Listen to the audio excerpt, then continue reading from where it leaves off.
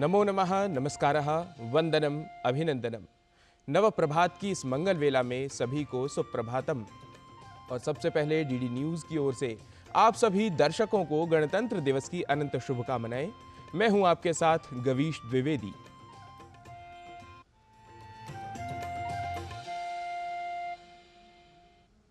जैसा कि हमारे इस कार्यक्रम का स्वरूप है, तदनु हम सबसे पहले आपको आज का पंचांग बताएंगे, उसके बाद सुभाषित, तदनंतर योग और स्वास्थ्य के जुड़ा होगा प्रभाग, लेंगे संस्कृत का ज्ञान और साथ ही आज 75वें गणतंत्र दिवस के अवसर पर एक विशेष वीडियो भी आपके साथ साझा करेंगे।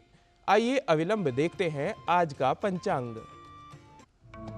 आज का पंचांग युगाब्द 5125, विक्रमी संवत 2080, शक संवत 1945, उत्तरायण, हेमंत ऋतु, पौष मास, शुक्ल पक्ष, प्रतिपदा तिथि शुक्रवार और पुष्य नक्षत्र। आज का दिन आप सभी के लिए मंगलमय हो। और भारतीय कालगणना के बाद अब चलते हैं आज के सुभाषित की ओर। कहा गया है, पृथिव्याम त्रीणि रत्नानि जलम अन्नम सुभाषितम, अर्थात पृथ्वी पर तीन ही वास्तव में रत्न कहे गए हैं, जल, अन्न अर्थात भोजन और सुभाषित। तो ऐसे ही रत्नों में से एक रत्न है सुभाषित। जो है आज का क्या है सुभाषित, इसे देखते हैं अपने इस प्रभाग में। हर्ष स्थान सहस्राणि भय स्थान शतानि च दिवसे दिवसे मूढा मा विशन्ति न पंडितम्।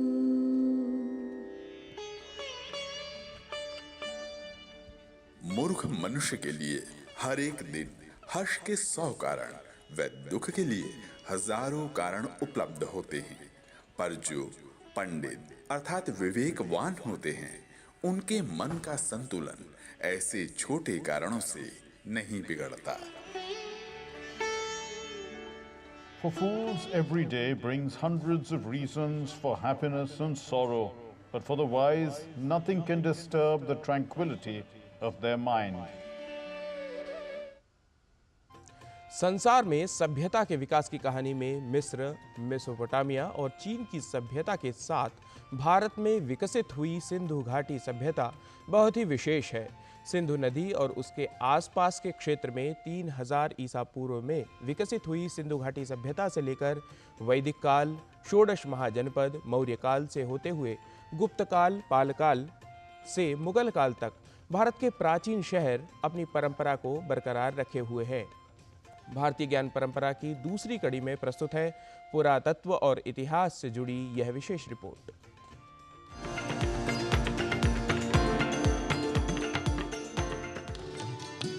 विश्व सभ्यता के विकास में भारत का महत्वपूर्ण योगदान है।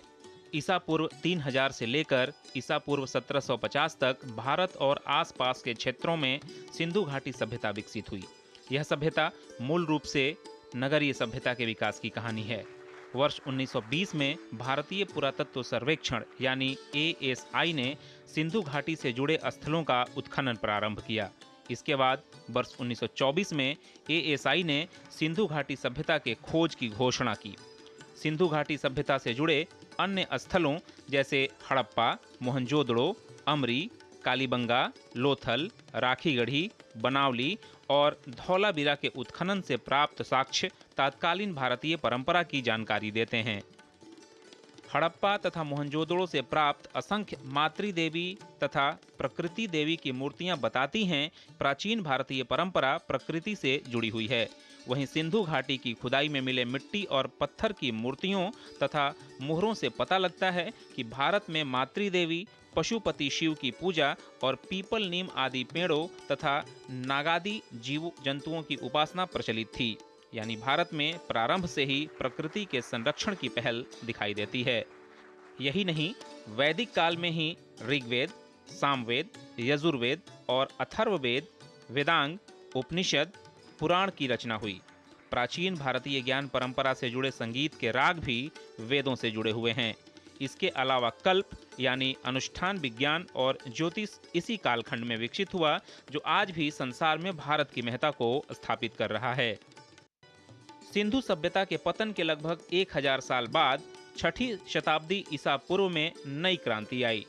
प्राचीन बौद्ध साहित्य और अंगुत्तर निकाय के अनुसार षोडश महाजनपदों में काशी, कोसल, अंग, मगध, वज्जी, मल्ल, चेदी, वत्स, कुरु, पांचाल, मच्छ, सूरसेन, अश्मक, अवंती, गांधार और कंबोज थे।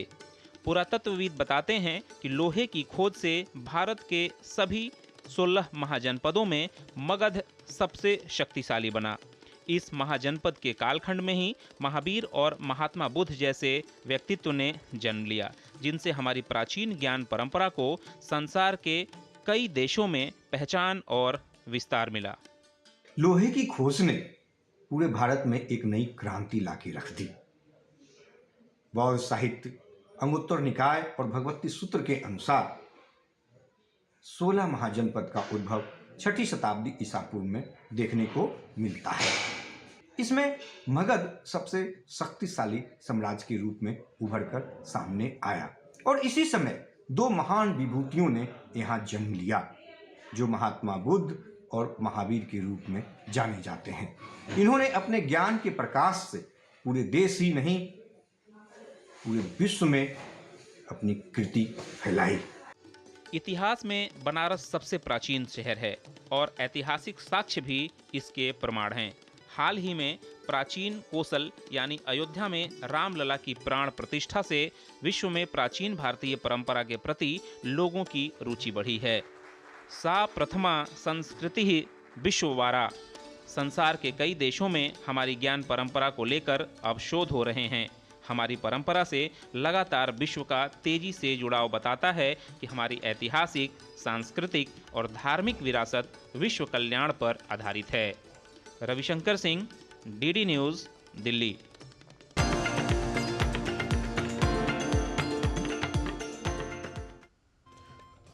और भारतीय ज्ञान परंपरा को जानने के बाद कार्यक्रम में लेते हैं एक अल्प विराम। आप कहीं न जाइए, देखते रहिए डीडी न्यूज़।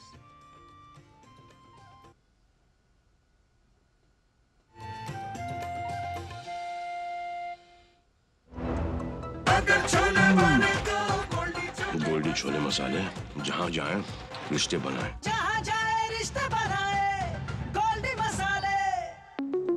मेरा काम वाइंडिंग का है, रिपेयरिंग का करता हूँ, मजदूरी का लाइन है। अब आज तो मेरा शरीर काम कर रहा है, कल मेरा शरीर नहीं काम करेगा तो मुझे कौन सपोर्ट करेगा?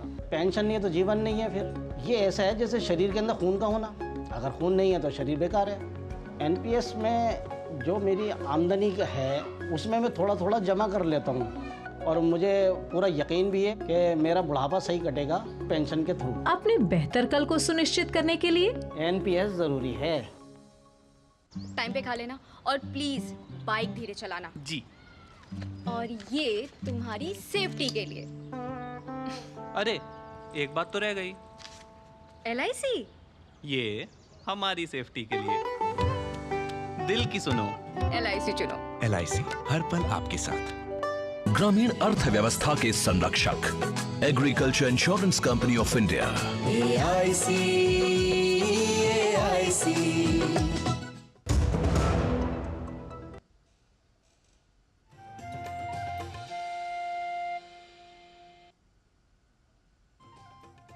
और विराम के बाद फिर से एक बार आप सभी का स्वागत है।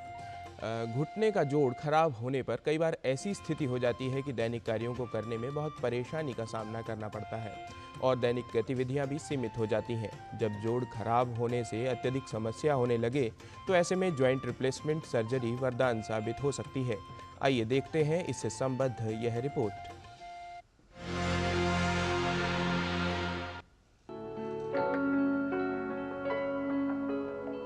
नी जॉइंट यानी घुटने का जोड़ हमारे पूरे शरीर का भार सहन करता है और कई अन्य क्रियाएं करने में सहायक होता है।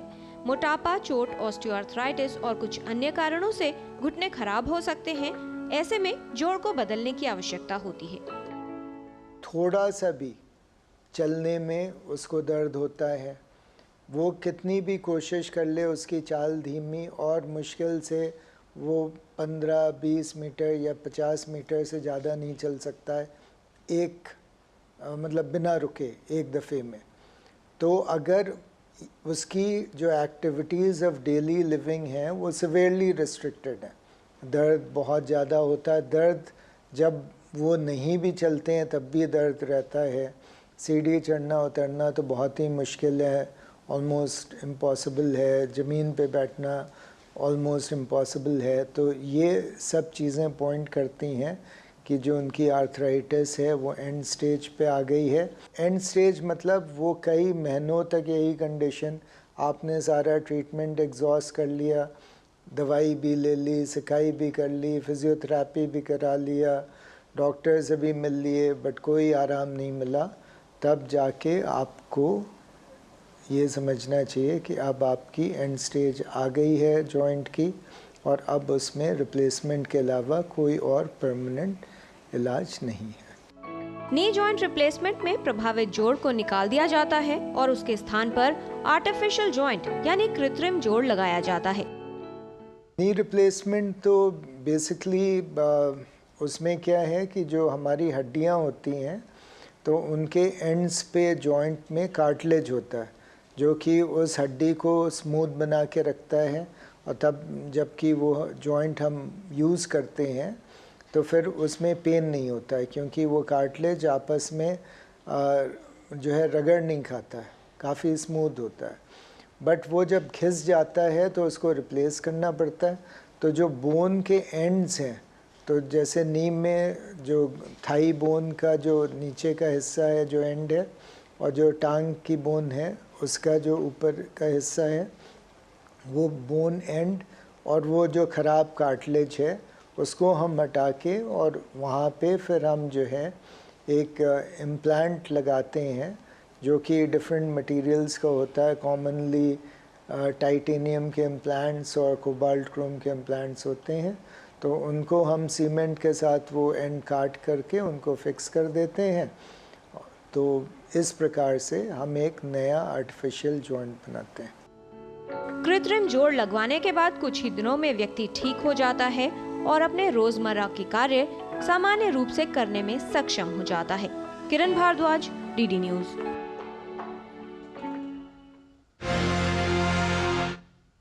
और अपने स्वास्थ्य प्रभाग में घुटनों से संबद्ध जानकारी लेने के बाद हम लेते हैं एक अल्प विराम। आप देखते रहिए सुप्रभातम।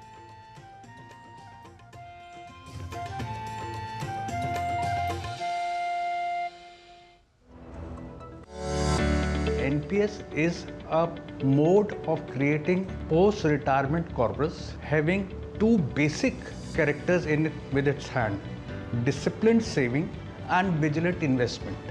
अगर ये दोनों उसके क्राइटेरियाज मीट आउट होते हैं तो रिटायरमेंट कॉर्पस को पैदा करने के लिए इससे बढ़िया तरीका जो सिंपलेस्ट मोड में है वो और कोई अवेलेबल नहीं है। अपने बेहतर कल को सुनिश्चित करने के लिए NPS जरूरी है। गोल्डी छोले मसाले, जहाँ जाए रिश्ते बनाए, जहाँ जाए रिश्ते बनाए, गोल्डी मसाले। ये नया भारत है, कभी हंसता कभी हंसाता है, हिसाब का पक्का है। जियो पेपर प्राप्त हुई। इस भारत की अलग ही पहचान है। जुड़े नए भारत से, जियो भारत से।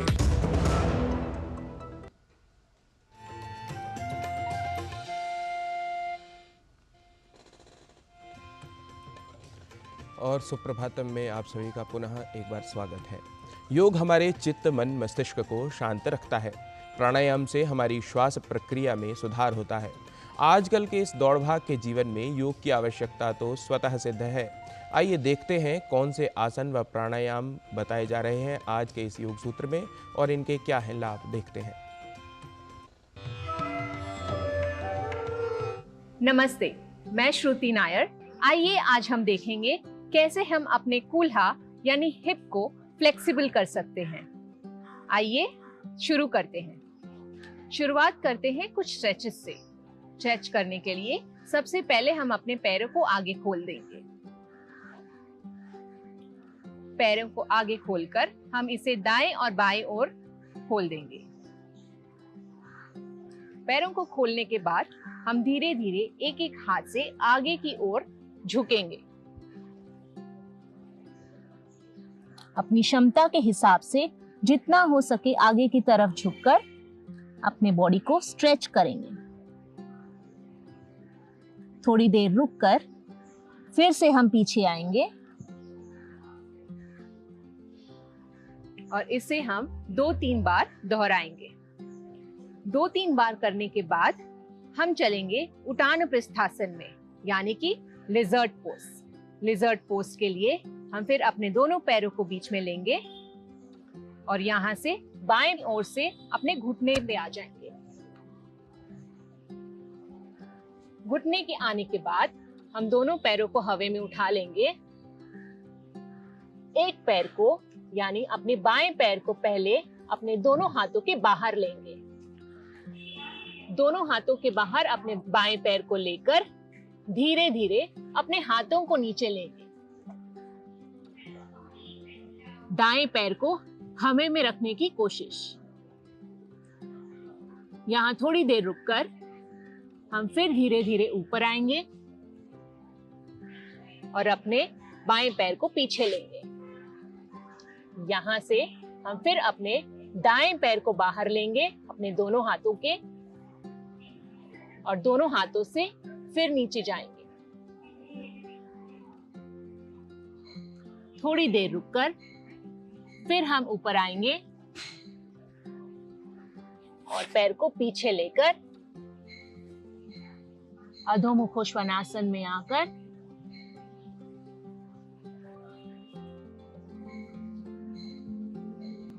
नीचे आकर मकर आसन में रिलैक्स करेंगे।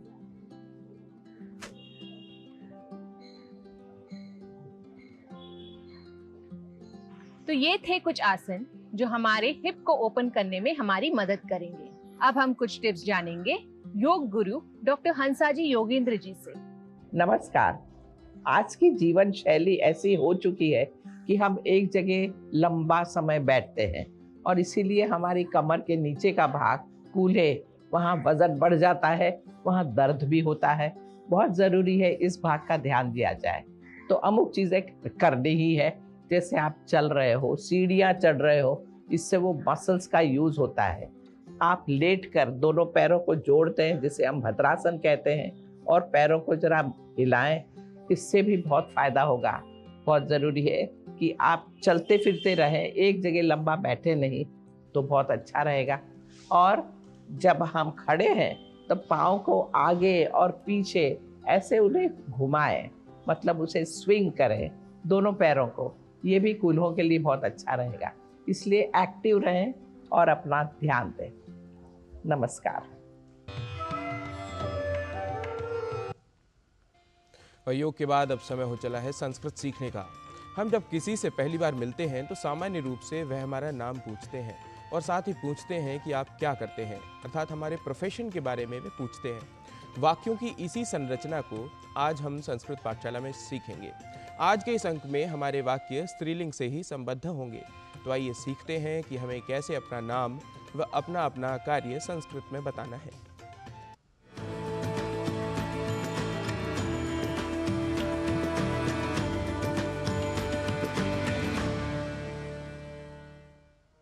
अगर आपसे कोई आपका नाम संस्कृत में पूछते हैं तो वो कहेंगी भवत्याः नाम किम, आपका क्या नाम है। भवती किम करोति, अर्थात आप क्या करती हैं। अब अगर मैं एंकर हूँ तो मैं कहूँगी अहम प्रवाचिका अस्मि। ऑफिसर अर्थात अधिकारिणी, अर्थात अहम अधिकारिणी अस्मि। उट्टंकिका अर्थात टाइपिस्ट, अहम उट्टंकिका अस्मि। अभियंत्री अर्थात इंजीनियर, अहम अभियंत्री अस्मि। आचार्य अर्थात प्रोफेसर, अहम आचार्य अस्मि। लिपिका अर्थात क्लर्क, इसके लिए संस्कृत में कहेंगे अहम लिपिका अस्मि। अधिवक्त्री अर्थात लॉयर, अहम अधिवक्त्री अस्मि। विक्रेत्री अर्थात सेल्स विमेन, अहम विक्रेत्री अस्मि। छात्रा अर्थात स्टूडेंट, अहम छात्रा अस्मि। अध्यापिका अर्थात टीचर, अहम अध्यापिका अस्मि। अध्यापिका के लिए शिक्षिका शब्द का भी प्रयोग होता है। वैद्या अर्थात डॉक्टर, अहम वैद्या अस्मि। अभिनेत्री, देशभक्ता, संपादिका, ऐसे कई कार्यक्षेत्र जिनसे आप संबद्ध हैं, उन्हें आप बता सकती हैं। अब अगर भवत्याः नाम किम, भवती किम करोति, ये दोनों प्रश्न कोई मुझसे करे तो मैं कहूंगी मम नाम लता, अहम प्रवाचिका अस्मि। आप भी लता के स्थान पर अपना नाम व प्रवाचिका के स्थान पर अपना कार्य जोड़कर ऐसे वाक्य बना सकती हैं।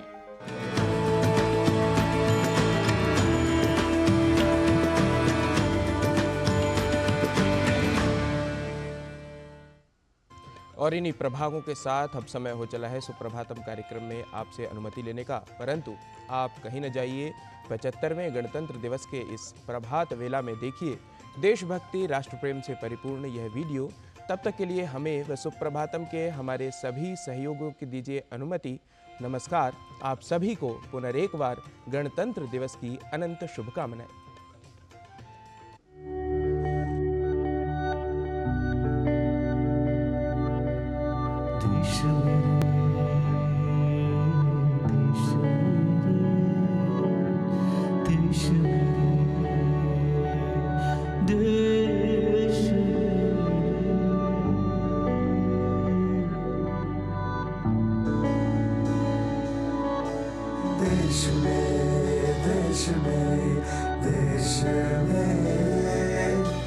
देश में